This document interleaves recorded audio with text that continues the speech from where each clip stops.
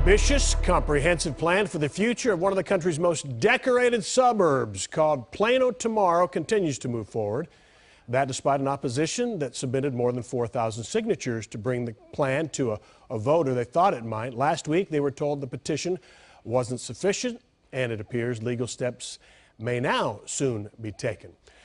Plano Mayor Harry LaRosiliere is here, and Mr. Mayor, I'm sorry. You know, I look at the spelling of your last name. I try to figure out how to say it. I know how to say LaRosiliere, but I apologize for butchering it before the break. I really do apologize. Not a problem. You're safe with just Mayor Harry. Okay. Mr. Mayor, thanks for coming here. Let's stipulate that planning is good. Planning for the future is very good. We definitely agree on that. Now to the problem. Plano is almost out of space for building. Plano Tomorrow plan is a plan to continue growth with only about 7% of Plano's available land left to do anything on. The plan kind of wants to dictate toward business if possible.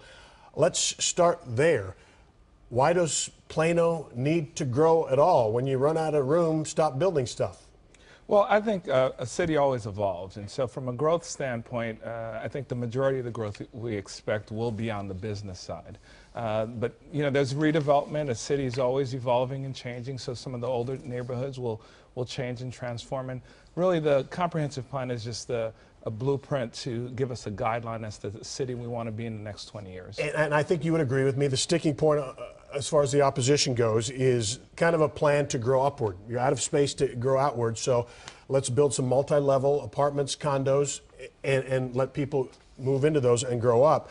Seems to be a trigger with the opposition, and we do have some on tape. The City Council approved the Plano Tomorrow plan in October 12th. Opposition thinks apartments and condos will crowd schools and roads, among other things. Let's listen to what the opposition has to say. We are the people that live here now, and we pay taxes. We are the stakeholder whose needs need to be placed above the political wrangling of developers' fast deals, developers that are here today and gone tomorrow. One of the problems that we have with this plan is that there's no fixed definitions. It seems to be very, very fluid, and nobody really wants to nail that to the wall. We'll be forced to invest somewhere else. As families abandon an increasingly urban environment, the Plano Tomorrow plan is going to leave the city with expensive and difficult problems, ranging from traffic to crime to school quality. Most importantly, the plan goes against the will of Plano citizens. All right. First, let's talk about the crowding of the schools. Is that a red herring? Let's talk, for example, about the shops at Legacy and the apartments there. The people who live there don't, that's an existing place, and people live there now, condos and apartments. Successful. I don't think that would be considered like families with a bunch of little kids that go to elementary school. And that's kind of, I think, the kind of housing or you're talking about building in these multi-level. Yeah, so a number of the places in the plan talks about mixed use, and so Legacy is a prime example. Downtown Plano is another.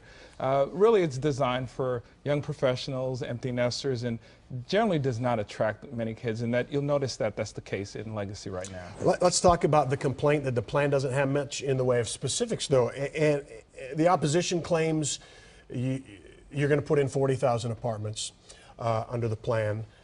That doesn't really seem doable under the growth that you say is going to happen. 30,000 people, 40,000 apartments don't seem necessary. So you do shoot down what they say will happen, but you don't have specifics on how many apartments specifically you're going to build, how high the multi-levels will go, that kind of thing. Why not? Well, really, unfortunately, there's been a lot of misinformation because the plan calls for approximately 11,000 apartment units, which says that we'll grow to about another 30,000 in population over the next 30 years. Right. We're at 270 now. And so it's unfortunate that the misinformation is out there, but the reality is this plan is designed to continue Plano to be the city that's grown to be the fourth largest city in North Texas, a corporate relocation magnet, a hotbed for economic development, and it's through smart planning that we've done this, and it's really just a continuation. Can I talk to you about what you say is misinformation and what the frequently asked question from the Plano Tomorrow website says? Plano incorporated in 1873. And in about 140 years has built up about 30,000 apartments to this point and condos. So we're to that point. Here's where I think it gets fuzzy. You kind of shoot down a claim, or the website does. The opposition said 10,000 apartments have been approved since 2014. But let me read what I think it reads fuzzy to me. In the response, it says, since January 2014, the city has approved zoning for 5,800 units and multifamily housing.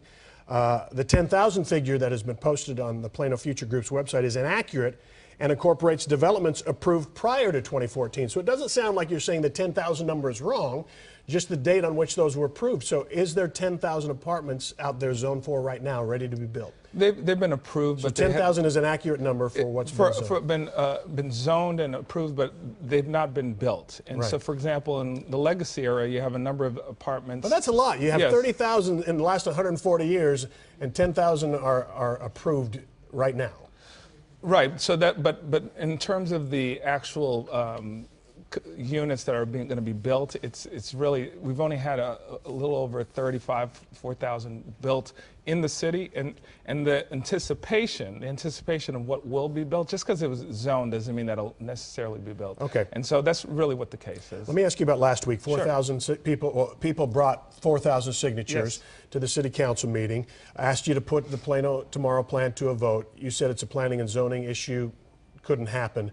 But you could have put it on the ballot like in the spring, right? I mean, that could have happened. Why not put it to a vote? You could find a way to do it, not say it's a planning and zoning, and just say people decide. Why not do that? Well, Steve, it really is a legal issue. We hired an expert campaign attorney to give us the advice, and At this point, Yes. maybe so. At this Yes, point, yes. But couldn't you have done it in the spring, where it hadn't passed, hadn't been approved by planning and zoning? Couldn't you let the people do it? You knew this was going to be controversial. Why well, not just let the by people state law, you really can't put you cannot put zoning issues on. But really, we've gone through a very long process of engaging our citizens over 2 years, 20,000 comments, and really is a design to encompass everyone's feedback. And I think we just have to get past the point of saying, because we disagree, we're not listening.